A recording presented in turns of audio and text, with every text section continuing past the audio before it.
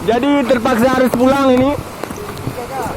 Misi gagal, mungkin bisa kita lanjutkan nanti ke depannya. Tahun-tahun depan.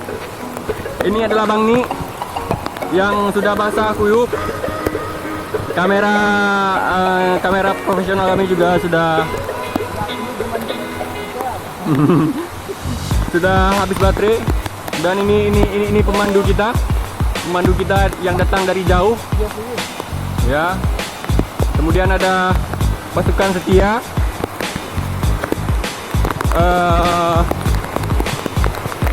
Dan saya sendiri di sini sebagai orang yang agak-agak sinting sedikit.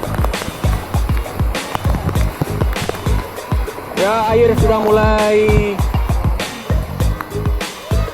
banyak ya, mulai banjir sedikit.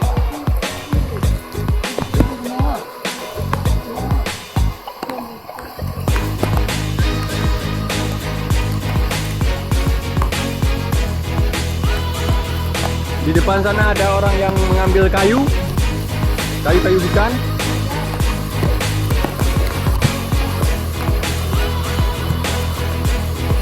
Jadi bisa kita lihat di sini betapa derasnya air di pedalaman Suak Setia.